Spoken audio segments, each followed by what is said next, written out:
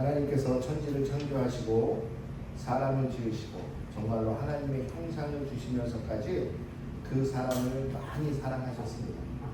그러나 그 사람이 사탄의 꼬임에 넘어가 죄를 짓게 되고 하나님의 거룩함에 함께 하지 못하게 되었을 때 하나님께서는 그 인간에게, 그 사람에게 하신 것이 있는데 그것은 무엇이냐면 다른 것이 아니라 인간을 에덴 동산에서 쫓아내는 것이었어요.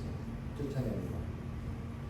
하나님께서 그 인간을 사랑하셨으면 용서해 주실 만도 한데 하나님은 용서보다도 그 인간을 에덴 동산에서 쫓아내셨습니다. 그 쫓아냄을 통하여 하나님께서는 그의 구원의 사역을 시작하십니다. 그렇게 하나님께서는 인간을 쫓아내셨는데 그 이유가 무엇인지 성경은 분명히 쓰고 있습니다. 무엇이었죠? 그것은 혹시라도 이 인간이 선악과를 먹게 되어 선악을 알게 된 이 인간이 그 선악을 안 채로 영원히 그 에덴 동산의 안에 있는 생명나무의 열매를 취하여 그것을 통하여 영원히 살게 될까 두려워하여 하나님께서 그 인간을 에덴 동산에서 쫓아내시고 영원히 도는 불검을 그곳에 두어서 인간이 더 이상은 에덴 동산에 오지 못하도록 하나님이 강제적으로 쫓아내셨습니다. 인간이 범죄하고 타락하고 많은 사람들이 세상 속에서 살아가며 하나님의 아들들도 인간의 사람의 여자를 사랑하며 그들과 같이 즐기기 시작했을 때 하나님께서는 한 가지 결단을 하십니다. 그 결단은 무엇이냐면 바로 이 인간들을, 이 사람들을, 내가 사랑한 이 사람들을, 내가 만든 이 사람들을 이 지면에서 쓸어내리라라는 것이었습니다. 요즘에 어떠한 녹음된 파일 내용을 들어보니까 이러한 말을 하더라고요. 어떤 한 분이 내가 만든 정권, 내가 무너뜨리는 것이 무슨 상관이 있겠느냐 라고 이야기하는 것처럼 어찌 보면 하나님께서 당신이 만드신 세상에, 당신이 만드신 인간을 당신이 쓸어버리는 것이 무슨 상관이 있겠느냐 라고 우리는 이야기할 수 있겠지만 중요한 것은 사랑의 하나님이 그 인간을 지면에서 완전히 쓸어내기로 결정하십니다. 그리고 그러나 하나님께서는 의인 한 명 노아의 가족만을 그는 살려두시고 그리고 그 노아에게 말씀하시기를 방주를 만들어 이곳에 이제 40주야의 비가 내릴 텐데 그럴 때 너의 목숨을 보전하라고 하나님이 말씀해 주세요. 그런데 아담에게 노아에게 너희 가족만 목숨을 부지하는 것이 아니라 모든 살아있는 생명체 암수를 모두 그 방주 안에 태워 생명을 보존케 하라고 하나님은 말씀하십니다. 노아가 그 배를 만들었을 때 하나님은 드디어 노아에게 들어가라 말씀하시고 모든 호흡하는 모든 생명체는 노아 앞으로 오게 하시고 그래서 노아에게 그것들을 모두 방주에 태우고 마지막에 노아의 가족들이 들어가라고 말씀하세요. 하나님의 이 말씀이 끝나자 하늘에서는 갑자기 비가 내리기 시작하고 그 비가 내리는 동안에 노아는 방주 안으로 들어갑니다. 그런데 재밌는 것이 무엇이냐면 성경에 보니까 하나님께서 이 노아에게 이렇게 창세기 7장 16절에 이야기합니다. 들어간 것들은 모든 것의 암수라 하나님이 그에게 명하신 대로 들어가매 여호와께서 그를 들여보내고 문을 닫으시니라. 다시 말하면 하나님께서 이 방주의 문을 닫았다라고 이야기합니다. 그런데 이 방주의 문을 닫는데 재밌는 동사가 거기에 하나 쓰여요. 그것은 무엇이냐면 베아드라는 전치사예요. 동사가. 베아드라는 전치사가 쓰이는데 이 베아드라는 전치사는 무슨 뜻을 가지고 있냐면 뭐뭇과 함께라는 뜻도 있지만 뭐뭇을 대신하려라는 뜻도 있어요. 다시 말하면 거기에 히브리어 문장을 보면 어떻게 써있냐면 이렇게 써요. 하나님께서 그가 직접 문을 닫으시는데 그를 대신해서 문을 닫으시죠. 노아를 대신해서 하나님이 방주의 문을 닫으세요. 그렇다면 왜 노아가 스스로 저는 의문을 가졌어요. 말씀을 준비해서 왜 노아가 스스로 방주의 문을 닫게 하지 않으시고 하나님이 강제적으로 문을 닫으셨을까? 혹시 노아는 그 비가 오는 것을 보고 하나님의 말씀이 이루어진다 라는 것을 알게 되고 그래서 혹시 노아는 혹시 주변의 친구들이나 아니면 한 명이라도 더 구원하고 싶었던 마음이 있진 않았을까라는 생각을 하게 됩니다. 그런데 하나님께서는 노아 보고 급하게 들어가라고 말씀하시고 노아 대신에 그 문을 강제적으로 닫아버리세요. 강제적으로. 그리고 하나님께서는 그의 심판을 땅에다 부으시기 시작합니다. 우리가 잘 아는 것처럼 모든 땅의 지면에 모든 것들의 모든 숨쉬는 것들은 다 사라지게 됐습니다. 여러분, 우리는 가끔 생각하기를 하나님은 사랑의 하나님, 그러기에 우리의 의견을 존중해 주시는 하나님, 언제까지나 우리를 기다려 주시는 하나님. 그래서 우리는 가끔 이런 이야기 많이 합니다. 신앙은 개개인의 것으로 내가 깨달을 때까지, 내가 자유롭게 깨달을 때까지 기다려줘야 된다 라는 이야기를 줍니다. 그런데 하나님은 그 구원에 관해서는 그렇지 않으세요. 구원에 관해서는 하나님은 강제성을 띠세요. 구원에 관해서는 하나님의 거룩을 위해서라면, 세상의 구원을 위해서라면 하나님께서는 강제성을 띠신다라는 것이에요. 여러분, 아무도 애굽에서 그들을 구원해달라고 탈출해달라고 이야기하지 않았을 때 하나님께서는 그가 계획하시고 이스라엘 백성을 애굽에서 탈출시키십니다.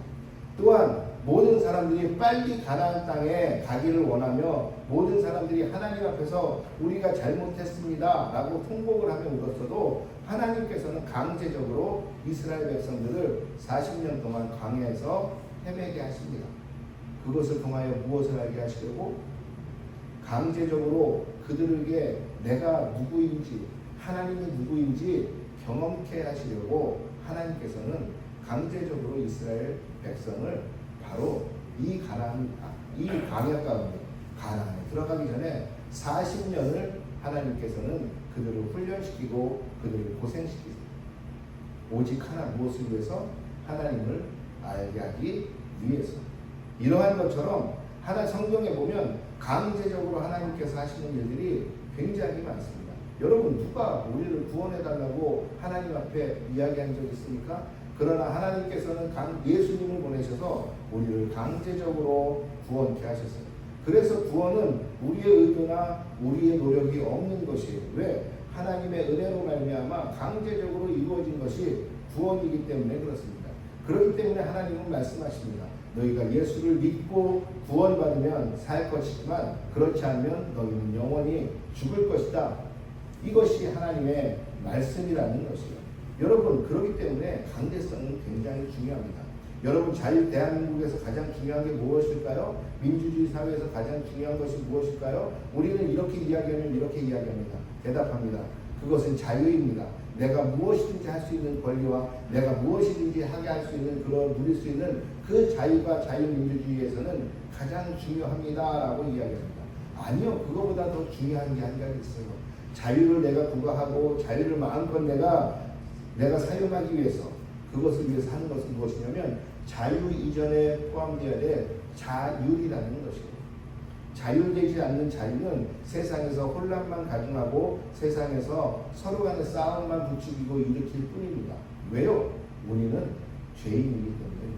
우리의 본성은 죄를 향하게 되어 있어요. 우리의 본성은 거룩하지 않아요. 우리의 본성은 나만을 생각하게 되어 있어요. 내 자식, 내 가족, 내 남편, 내 부인, 내 어머니, 아버지, 여기서부터 인간은 생각하게 되어 있어요. 그렇기 때문에 인간에게 무한한 자유가 그냥 아무것도 없이 주어진다면 그 인간은 그것을 통해서 일으키게 된 것이 무엇이냐? 바로 그것이 1차 세계대전이고 2차 세계대전입니다. 여러분, 누가 아십니까? 1, 2차 양대전을 통해서 교회가 그리고 신학도 완전히 변하게 됩니다. 지난번에도 말씀드렸지만 인간의 이성은 무엇이든지 할 수 있다. 인간은 스스로 세상을 꾸려갈 수 있다. 라는 것에서 1, 2차 대전을 통해서 깨닫게 된 것은 우리는 죄인일 수밖에 없구나라는 것이었어요. 과학이 발전하고 인본주의가 발전하고 세상의 철학이 발전하면서 인간은 하나님 없이도 우리 스스로가 자율적으로 살아갈 수 있는 존재인지 알았어요. 그러나 그 인간의 고도의 자유가 주어졌을 때 일어난 것은 수백만 명을 서로 간에 죽이는 그러한 대전으로, 전쟁으로 끝나게 되었다는 것입니다. 그러면서 철저하게 다시 우리가 회개하며 돌아온 것은 무엇이냐? 우리는 죄인입니다. 그러기에 우리는 하나님의 강제성이 필요합니다 라는 것을 다시 이야기하는 것입니다. 오늘 성경 말씀에 보니까 바로 이 부분에 대해서 이야기합니다. 오늘 성경 말씀을 보면서 세 가지 단어에 특별히 초점을 맞추고 보려고 합니다. 그것은 무엇이냐면 바로 18절에 나오는 19절에 나오는 주의 사자가 밤에 옥문을 열고 끌어내어라는 단어. 그리고 또 한 가지 단어는 이 옥이라는 감옥이라는 단어입니다. 그리고 우리가 제자들이 이야기했던 것처럼 29절에 하나님께 순종하는 것이 마땅하니라 라는 이 순종의 단어입니다. 먼저 우리가 볼 것은 바로 이 끌어내어라는 단어.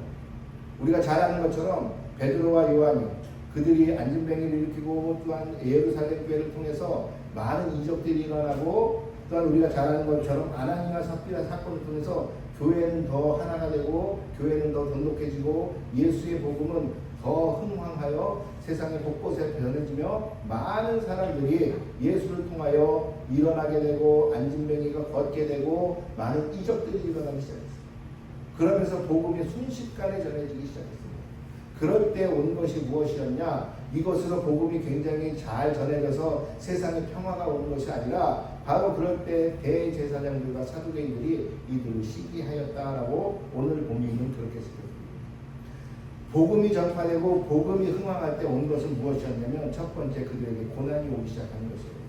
다시 말하면 복음이 전파되고 하나님의 나라가 확장되는 것 같았고 모든 것이 다 좋은 것 같았는데 그때 온 것이 무엇이냐? 은혜가 아니라 바로 대제사장들과 사두개인들, 다시 말하면 당시의 종교 지도자들에게 온 것이 무엇이었냐? 그들에게 대한 그 고난이었다는 것입니다.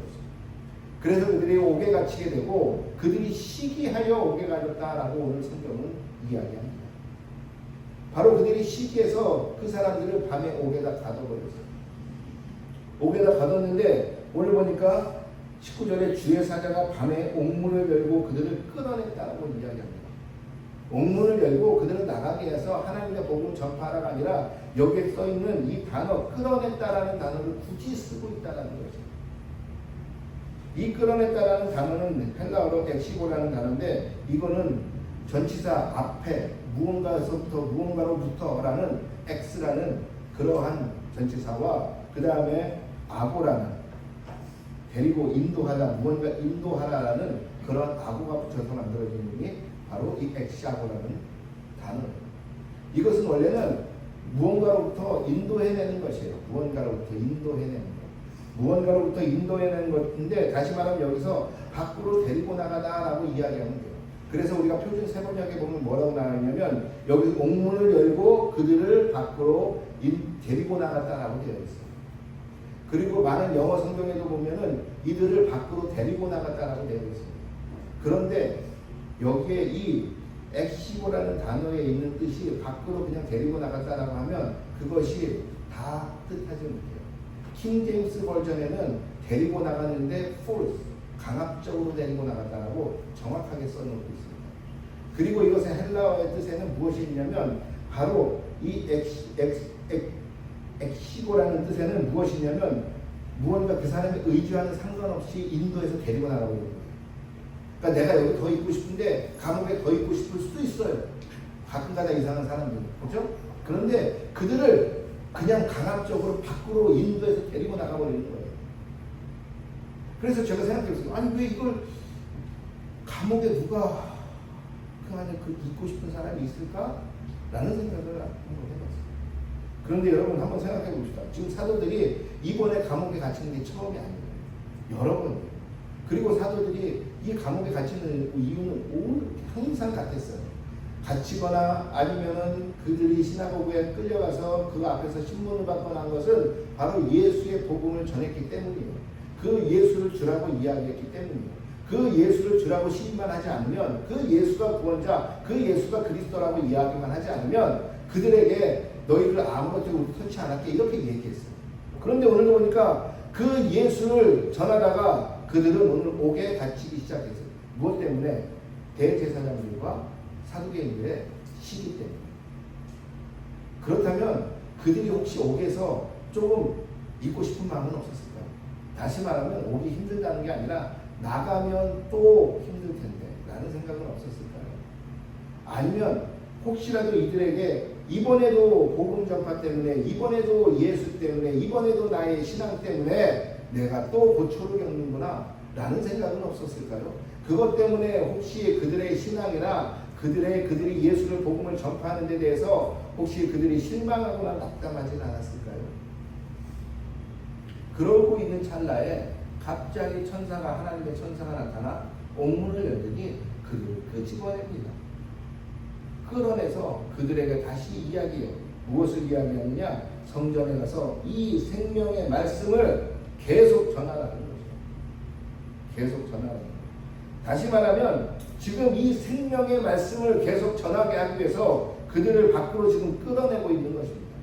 다시 말하면 하나님께서는 사도들에게 다시 한번 이 생명의 말씀, 방금 전까지도 이 생명의 말씀을 전하다가 옥에 갇혔는데 이들에게 이 생명의 말씀을 다시 전하라고 옥에서 하나님께서 일부러 끄집어내서 그들을 어디로 가라고 하냐면 그들이 잡힌 그 성전에 다시 나가 그들이 하고 있었던 그 행위를 그대로 다시 하라고 이야기하는 것입니다. 무엇? 그 생명의 말씀을 전하고 있는 것. 이것을 통해서 하나님께서는 그들에게 복음 전파를 늦추지 말라라고 강력하게 말씀하십니다. 그 복음 전파를 위해서, 하나님의 나라를 위해서 그들을 일부러 감옥에서 끄집어내서 하나님은 다시 그들을 세우신다는 것입니다. 여러분들 여기서 재밌는 게 무엇인지 아십니까? 오늘 보니까 이렇게 이야기합니다.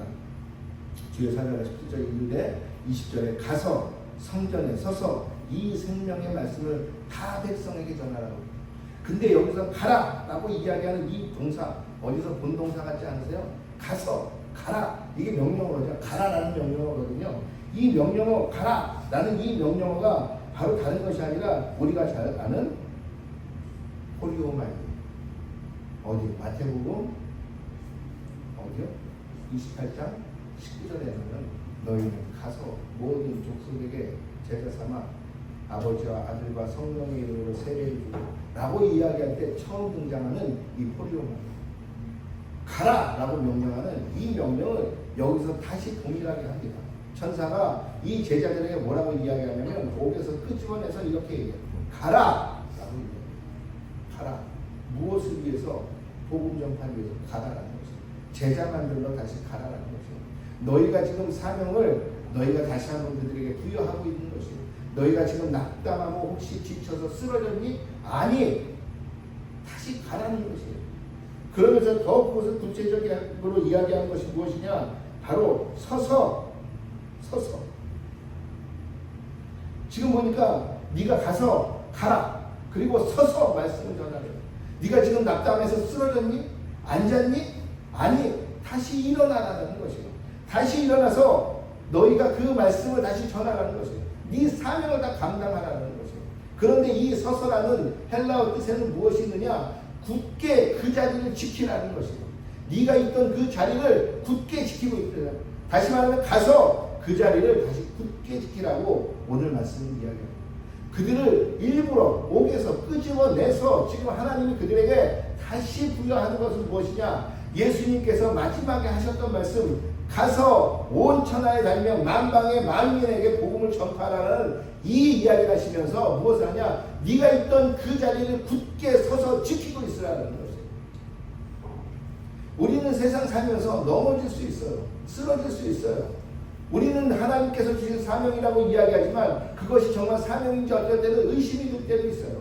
아니면 내가 목표했던 것, 아니면 내가 가고자 했던 길에서 우리는 넘어질 수 있어요.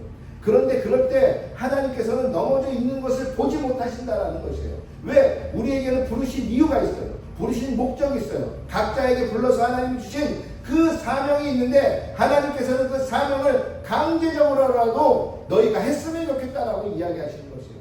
그러면서 그들을 우리가 그곳에 앉아서 쓰러져서 아무것도 할 수 없는 그 상황에 놓여있고 낙담해서 더 이상은 가기 싫고 아무것도 하기 싫을 때 그때 하나님은 강제적으로라도 우리를 일으키신다라는 것이에요.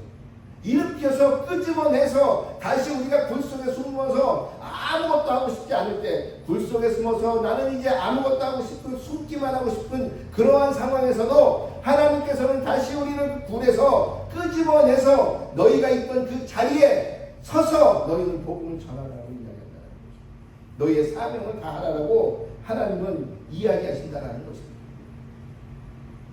여러분은 어떠한 사명을 하나님께로부터 받았습니까?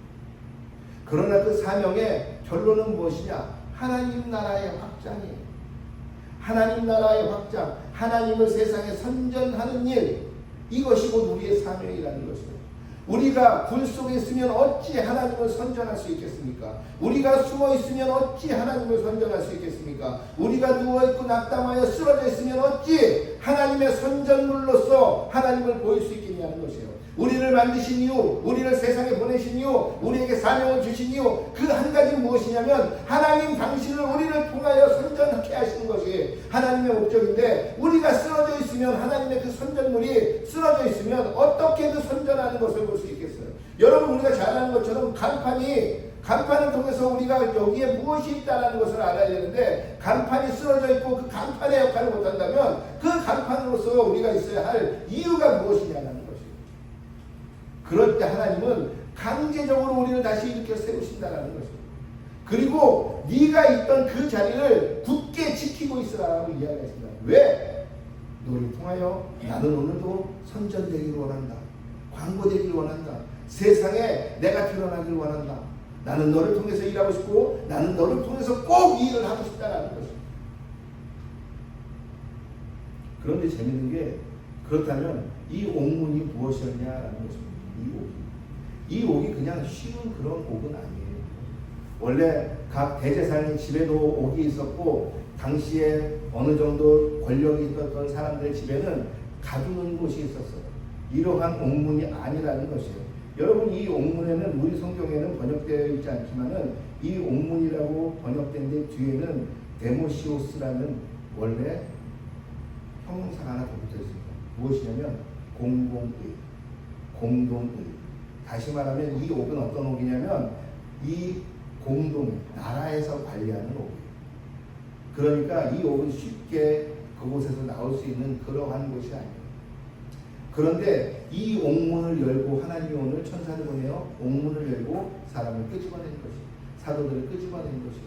지금 이 옥은 웬만해서는 탈출하거나 탈옥하기 힘든 옥이에요. 웬만해서는 그곳에서 나오기가 힘든 그러한 나라에서 관리하는 감옥이라는 것이에요.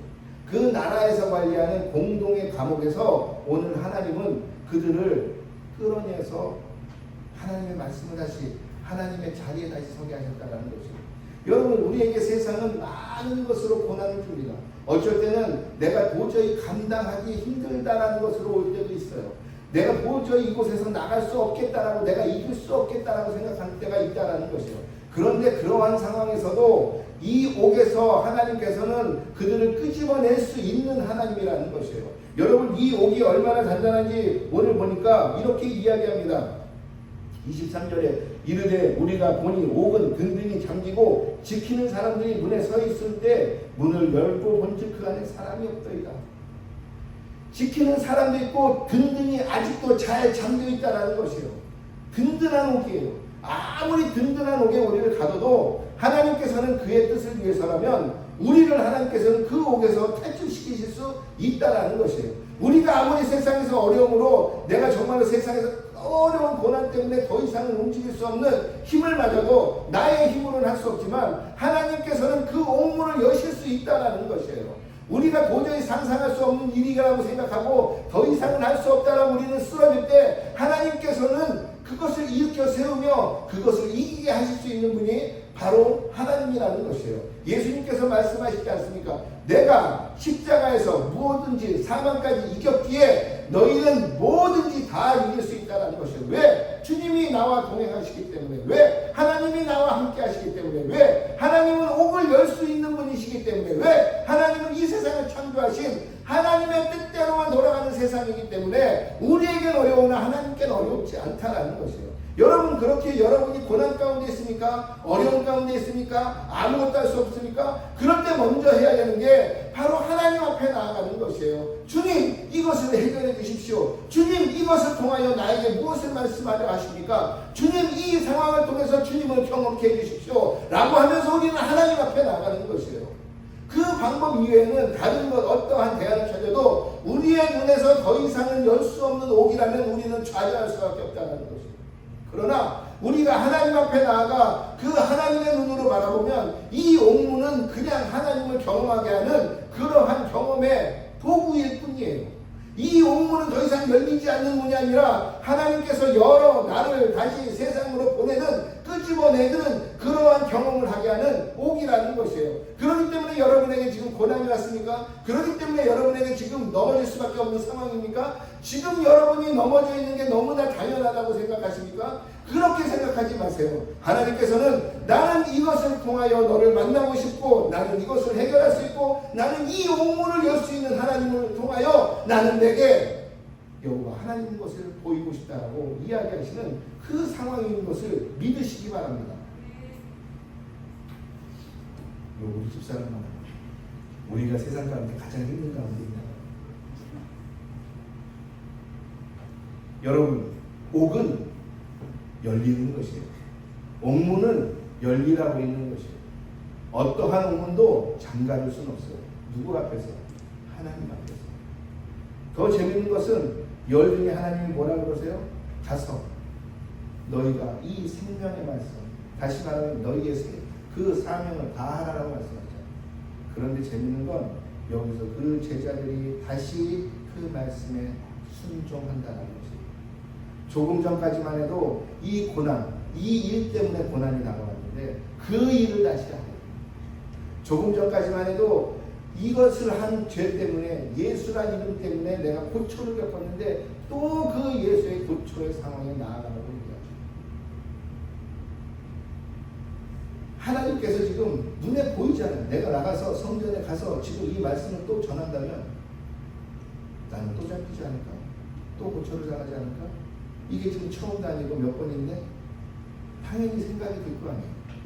그런데 그들은 그 말씀에 다시 순종하여 나아갑니다.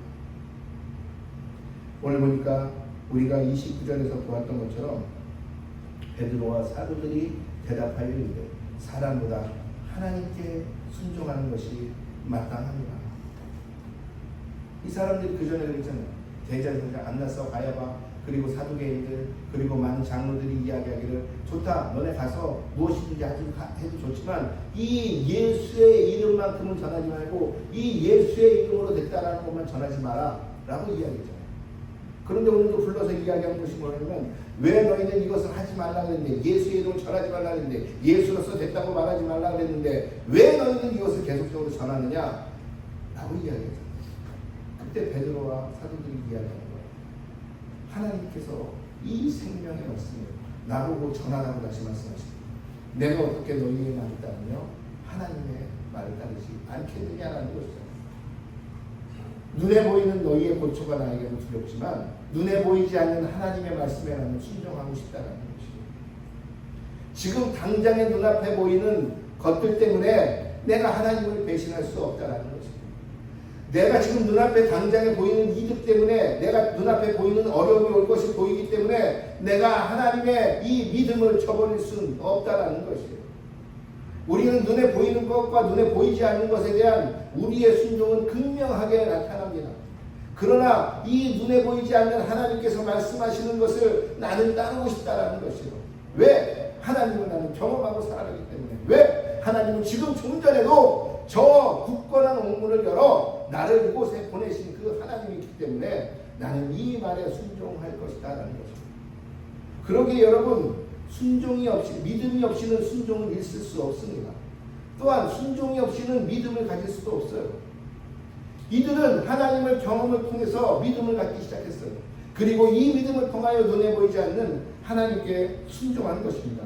바로 하나님에 대한 순종, 그리고 하나님이 말씀 가운데 이야기한 가서 이 말씀을 전하라 라고 얘기한 이 말씀 가운데 순종, 또한 너희 사명을 다하라 말씀하신 이 사명에 대한 순종을 이 사도들은 계속적으로 해나간다는 것입니다. 여러분은 어떠십니까? 혹시 우리는 어떻습니까? 저는 어떨까요? 이번에 세부에 가서 필리핀 한인교회 연합회 총회 갔는데 정말 좋은 강사님을 모셨습니다. 저는 뭐 처음 뵀는데 그 이정부 광명교회 담임 목사님이라는데 기도운동학교라는 걸 하신다는 거예요. 근데 의정부는 제가 잘 알아요. 왜일까요? 제가 쌍문동 창동 사람이잖아요. 바로 그 위가 의정부거든요. 그 위가 의정부인데 의정부는 원래 뭐 큰 군사도시예요, 군사도시. 그런데 그 의정부에 10,000명이 넘는 교회가 됐다는 거예요. 오, 대단하다 했는데 그분은 또 합동 목사님이세요. 막 기도, 성령, 막 이런 거 안 하시는 분들이 합동 목사님인데 이분은 기도, 성령 이거밖에 모르겠어요. 그러면서도 이번에 오셔서 기도합시다. 기도에 대해서 자신의 이야기를 하면서 쭉 이야기를 하시는데 큰 은혜가 되었어요. 큰 은혜가 되어서 저도 어떨까요? 은혜가 되어서 우리 집사람이 우리도 기도합시다. 우리도 교회를 기도를 살려봅시다. 참 은혜가 됐어요. 근데 저녁에 가서 집사람이 한마디 합니다. 왜 이러는 거야? 이게 한마디에 갑자기 짜증이 확 올라오면서 무슨 기도냐? 무슨 의미냐? 이게 사람이에요. 사람은 어떠냐면 그냥 내가 좋았다가도 나와 조금이라도 맞지 않는 게 있으면 금방 그것에 대해서 돌아설 수 있는 게 사람의 마음이에요. 어제까지 좋았던 내 친구가 오늘 무언가 한마디에 나는 그 친구가 원수가 될 수 있는 게 사람이에요. 어제까지 내가 정말로 받은 은혜가 너무너무 커서 좋았지만 내가 지금 당장 원하는 것이 안 되었기 때문에 하나님은 내 기도를 들어주시지 않는구나 라고 생각하는 게 사람이라는 거죠. 사람은 어떤 존재냐면 넘어질 수밖에 없는 존재예요. 중요한 것은 무엇이냐면 이 넘어졌을 때 하나님이 강제적으로 일으킬 때 그 강제적으로 일으킴에 순종하며 나가는 게 중요하다는 것이고, 우리는 넘어져서 더 이상 일어날 수 있는 힘이 없을 때 그 힘이 없을 때 하나님은 강제적으로 그 힘으로 일으켜 세우며 가라라고 말씀하시며 네 자리 지키라고 이야기하실 때 그것에 순종하며 나갈 수 있는 것이 그것이 은혜라는 것이에요. 그럴 때 하나님을 경험하게 되는 것이에요. 오늘 제자들이 하나님의 말씀에 순종하지 않았어요. 만약에 그 옥문에서도 나왔지만 뭐 어차피 이 새벽이 지나고 그 사람들이 다 출근해서 그들이 다시 우리를 붙잡으러 올 텐데 뭐 이거 전할 필요가 있겠느냐, 이것 때문에 이런 마음을 가졌다면 과연 하나님의 이 복음 전파나 그 사명이 계속적으로 이루어졌을까요? 아니요, 그렇지 않아요. 이 베드로와 사도들의 이름이 지금까지도 우리의 이 귓가에 맴돌고 있을까요? 아니요, 그렇지 않았을 것입니다. 그러나 그들은 이 하나님께서 말씀하시는 거에 순종하였어요. 여러분, 결론은 무엇이냐면 내가 힘들고 지치고 넘어지고 할 수 있어요. 우리는 인간이기 때문에 내 친구가 오늘 당장 미워질 수도 있어요. 저는 인간이기 때문에 이 설교가 끝나고 집에 돌아가서 무언가 때문에 와이프가 또 미워질 수 있어요. 저는 인간이기 때문에 제가 사랑하는 저 아이들이 어느 순간은 원수같이 보일 수가 있어요. 그러나 중요한 것은 그럴 때 하나님은 우리를 꼭 일으켜 세우신다는 것이에요. 꼭 일으켜 세우는데 그 일으켜 세우심에 그 말씀에 순종하며 다시 한번 나아가야 되는 그 순종이 우리에게 필요하다는 것이에요. 하나님은 말씀하세요. 야, 그래도 그 친구가 너한테 이때 너무 잘해주지 않았니? 너 그래도 그 친구 사랑하지? 그렇지 않니? 라고 이야기하는데 우리는 이렇게 얘기해요. 아니요, 사랑하지만 제 자존심이 더 중요해요. 야, 너 니네 어머니 아버지 안 사랑해? 사랑하잖아. 아니요, 그렇지만 엄마 아빠는 나를 너무 구속해요. 당신의 와이프, 당신의 남편 사랑해서 결혼했잖아. 너 그리고 그 사람이 너 사랑하고 너 많이 위하는 거 알잖아. 그런데 좀 전에 전 너무 상처 입었어요. 제 자존심. 자유가 아닌 자유. 그리고 바로 우리를 제한하고 우리를 강제적으로 이끄시는 하나님 앞에 우리가 순종하며 내어둘 때 관계는 다시 회복되는 것이고 다시 우리는 조금 더 업그레이드해서 올라가는 것이고 우리는 그것을 통하여 하나님을 경험하게 되고 이 경험은 우리의 믿음이 되어 우리는 더 순종하는 사람이 된다는 것입니다. 오늘 베드로와 요한과 또한 사도들이 모두 옥문에 갇혔습니다. 왜? 하나님의 사명 때문입니다. 그런데 그들이 옥문에 갇혀 그들이 더 이상은 아무것도 할 수 없다라고 생각하고 그들이 지치고 쓰러져서 그곳에 넘어져 있을 때 하나님은 옥문을 열어 강제적으로 그들을 다시 끌어내십니다. 왜? 다시 너희의 사명을 다 하라고, 너희의 자리에 다시 있으라고, 다시 가라고 하나님 사명을 이루시기 위해서 그들을 통하여 하나님의 세상 가운데 선전하시기 위해서 그들을 다시 하나님 강제적으로 끌어내십니다. 그럴 때 하나님의 사람으로 그들이 다시 한번 하나님의 사람 빛나게 되는 이유는 무엇이냐? 그 모든 것에 순종하며 나아갈 수 있는 사람이 되었기 때문에 그런 것입니다. 여러분, 하나님의 말씀에 순종하십시오. 여러분, 하나님께 순종하십시오. 여러분, 하나님께서 여러분에게 이미 주신 그 첫 번째 마음에 순종하십시오. 오늘 친구가 다퉜습니까? 하나님께서 가서 화해하라고 하시면 화해하십시오. 여러분, 내 아내가, 내 남편이 너무나 힘들게 해서 지금 사이가 안 좋습니까? 여러분, 사랑하라 말씀하셨으면 가서 사랑하십시오. 그러면 하나님께서 다시 관계를 회복시키십니다. 혹시 세상 가운데 내가 목표했던 일 때문에 낭망하여 쓰러졌습니까? 내가 원하는 결과가 나오지 않았습니까? 하나님의 길이 있는 것이에요.